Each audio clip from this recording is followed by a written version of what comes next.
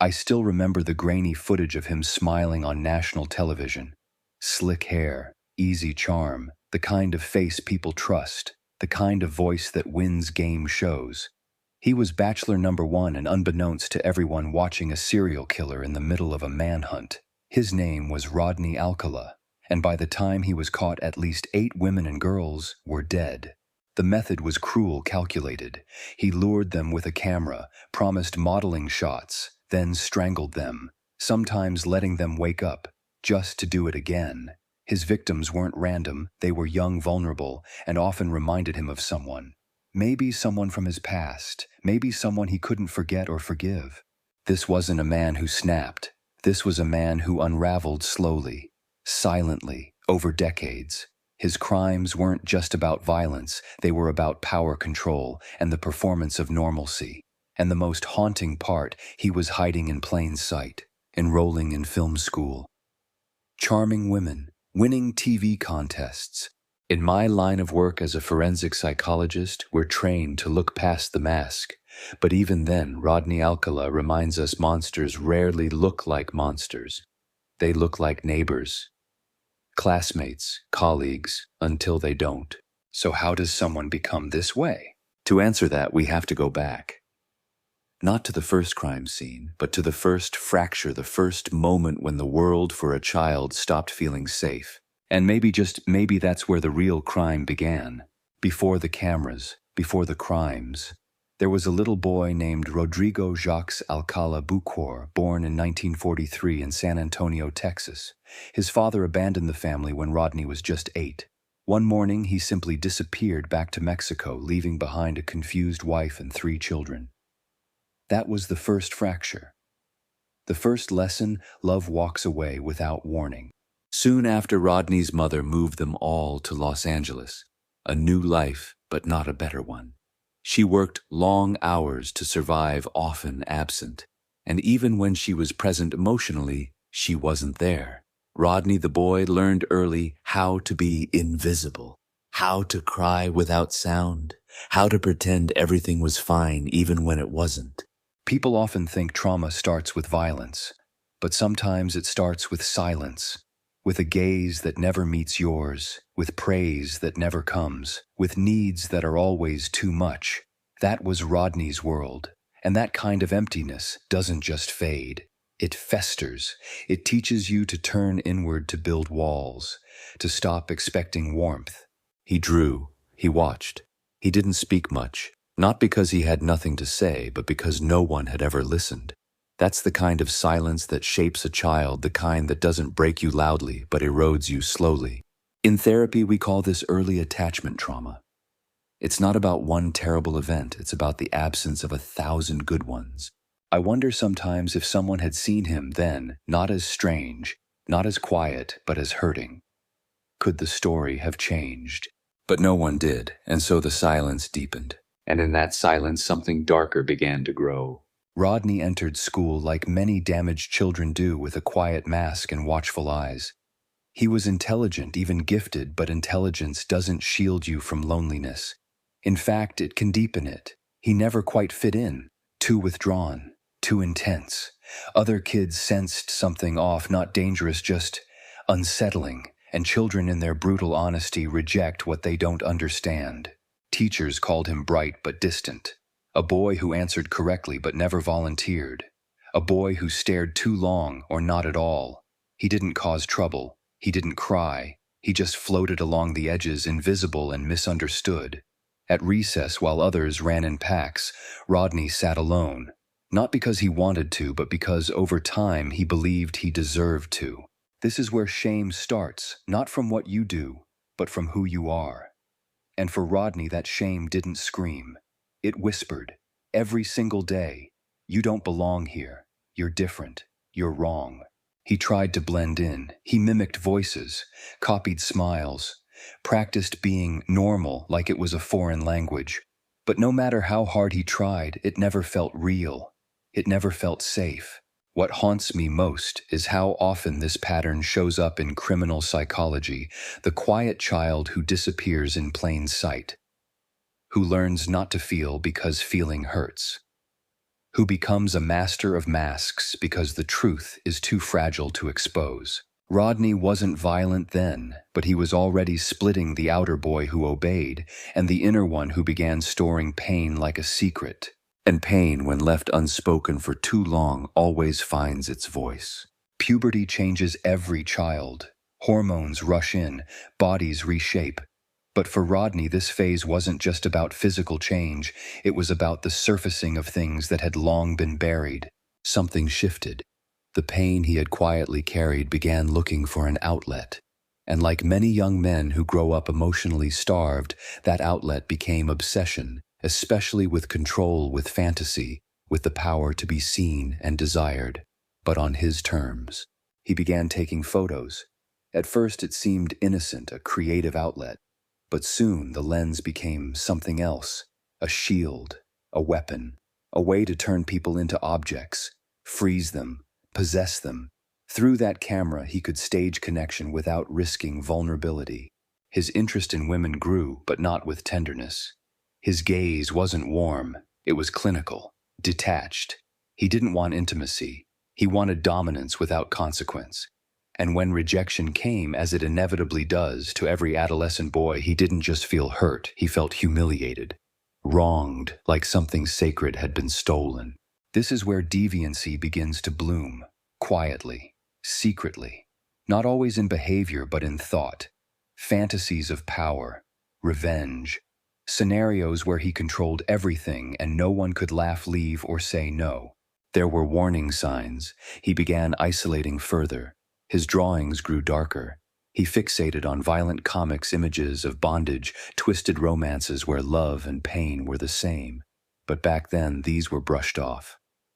Boys will be boys. It's just a phase. No one thought to ask what he was escaping into or why. In my experience, puberty is often the first portal where trauma becomes pathology, where internal wounds turn outward. Not all wounded boys become predators, but many predators were once wounded boys. By the time Rodney reached adulthood, he had perfected the one skill no test could measure: the mask. It was polished, charming, and endlessly adaptable. To classmates, he was eccentric but smart. To professors, talented and mysterious. And to women especially, he knew exactly what to say, not because he felt it, but because he had studied how feelings were supposed to look. After serving in the Army briefly and being discharged for a nervous breakdown, he enrolled at UCLA and later attended NYU Film School under the name John Berger. He was by all appearances pursuing a creative life. But behind the scenes, the fantasy had started bleeding into reality. Rodney learned how to talk, how to flatter, how to mimic charm with surgical precision. He wasn't just hiding who he was inventing someone people wanted to be around. He used his camera to lure women under the guise of art. His confidence, his looks, his intelligence, all real, became tools, not for connection, but for control. Here's the unsettling truth: people wanted to believe him, because belief is easier than doubt. And predators like Rodney thrive in that blind spot. He wasn't the monster under the bed. He was the man holding the door, the one cracking jokes, the guy who seemed a little weird but harmless. This is how evil often survives, not through brute force, but through likability, through performance, through society's discomfort with suspecting someone who doesn't look dangerous. Rodney wasn't hiding in shadows. He was hiding in plain sight. And no one asked why his smile never quite reached his eyes. Every descent has a turning point, not always visible, but deeply personal. For Rodney Alcala, that moment came in the early 1970s. He had already been arrested once for assaulting a young girl. He had already fled, already changed his name. But instead of deterrence, that arrest seemed to confirm something dangerous inside him, that he could get away with it. He was eventually caught and sentenced, but not for long.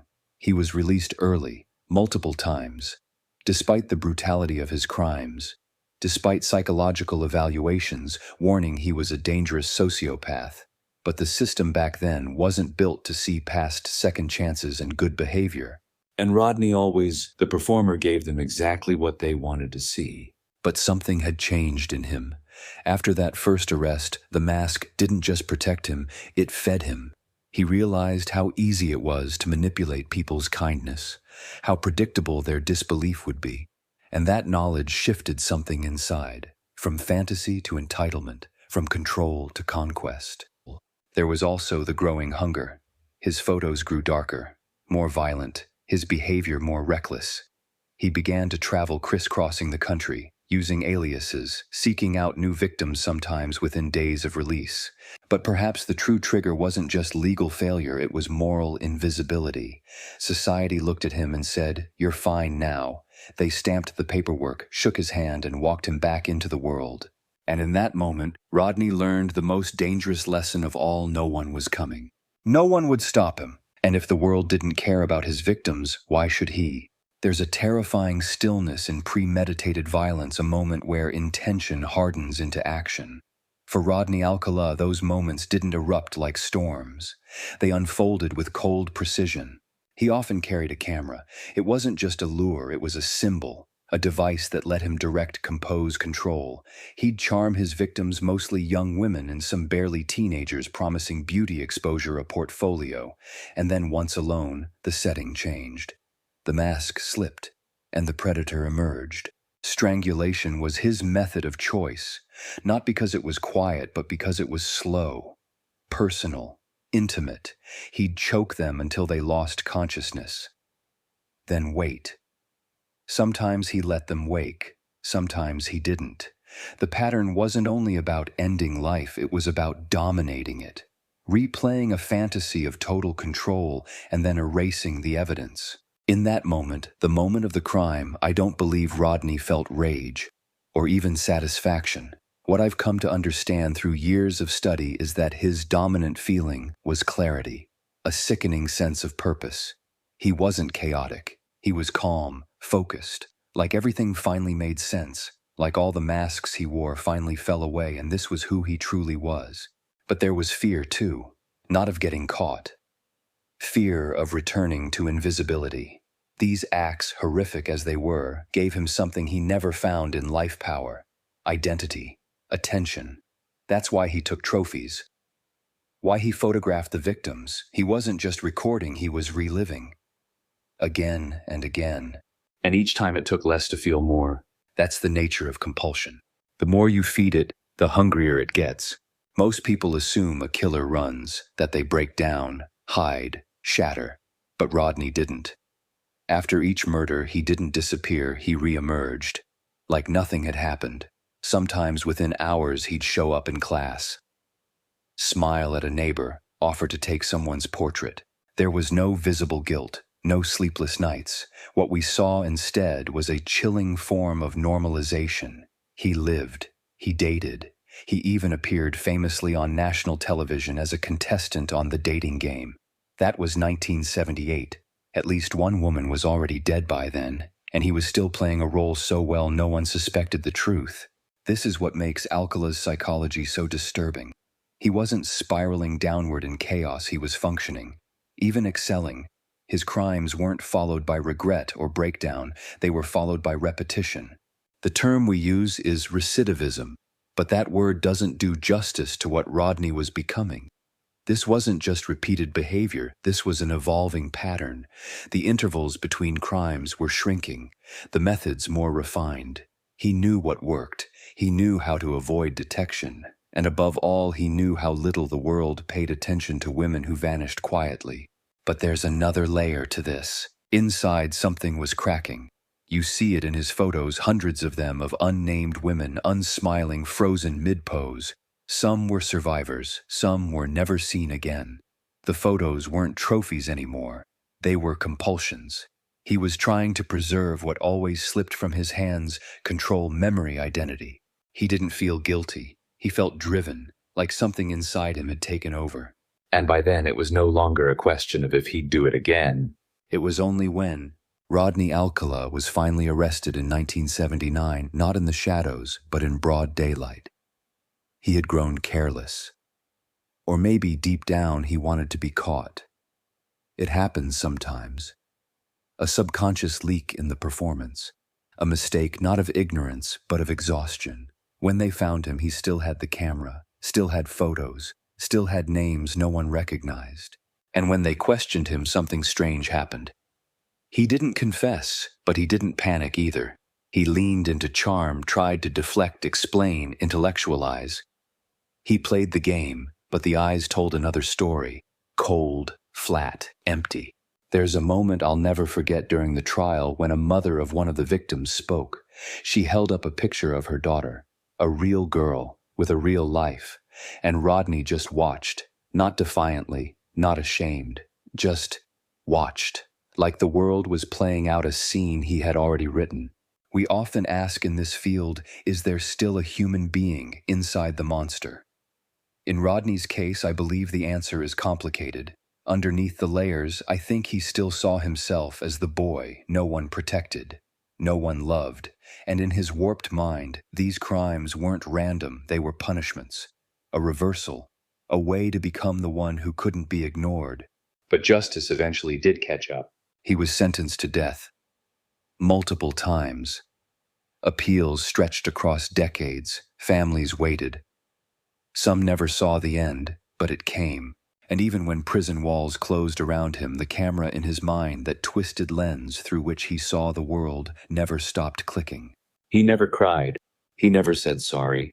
Just sat there, like someone who still couldn't understand why the world was finally looking at him with fear. I've spent years studying men like Rodney Alcala, and every time I revisit his story, I come back to the same question.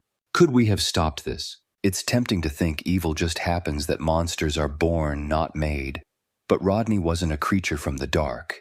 He was a boy in a classroom, a teen with a sketch pad, a young man behind a camera. There were signs, subtle, scattered, uncomfortable, but we missed them. Or maybe we ignored them. We told ourselves he was just quiet, just smart, just a little strange. But silence can be a scream waiting to happen. And neglect, the emotional kind, the chronic kind, can twist something fragile into something dangerous. We build systems to punish crimes, but we rarely build systems to recognize their roots, to ask why a child pulls away, to follow up when someone gets discharged for a nervous breakdown, to take warning signs seriously, not just on paper, but in real life. And here's the part that stays with me. Rodney didn't hide in darkness. He lived among us, taught, laughed, dated, won a game show. He was the stranger we welcome because he didn't look like danger. That's the warning. Evil doesn't always snarl. Sometimes it smiles, polishes its shoes, carries a camera. So what can we do? We can start by listening closer, watching better, asking harder questions about the quiet ones, the angry ones, the lost ones. Not to excuse what comes later, but maybe, just maybe, to stop it from ever coming at all.